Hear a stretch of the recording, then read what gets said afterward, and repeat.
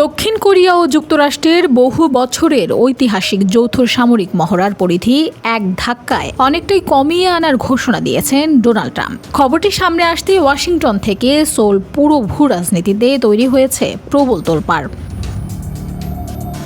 Truth সোশ্যালে তিনি খোলাখুলি লিখেছেন, বিপুল ব্যয়বহুল এই মহড়ার সিংহভাগ খরচ বহন করতে হয় যুক্তরাষ্ট্রকেই, যা তার মতে সম্পূর্ণ অনুপযুক্ত এবং বৈরী বার্তা। তবে বিশ্লেষকদের নজর কাটছে ভিন্ন এক হিসাব। ঘোষণার ঠিক ২৪ ঘন্টা আগেই উত্তর কোরিয়ার প্রধান কিম জং আনের সঙ্গে নিজের পুরনো এক বন্ধুত্বপূর্ণ ছবি পোস্ট করেন ট্রাম্প। ফলে সিদ্ধান্ত কি কেবলই বাজেট কমানোর অজুহাত, নাকি পিয়ংইয়ং এর সঙ্গে নতুন কোনো আলোচনা?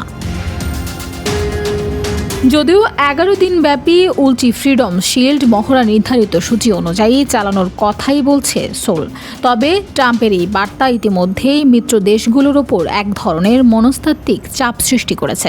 ইউক্রেন যুদ্ধে রাশিয়ার হয়ে উত্তর কোরীয় সেনার উপস্থিতি এবং একের পর এক ক্ষেপণাস্ত্র পরীক্ষার মাঝে ট্রাম্পের এই পদক্ষেপ নতুন সংকেত দিচ্ছে।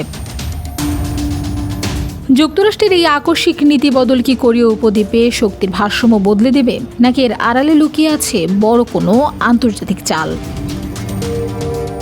Desk report, Bangladesh bulletin.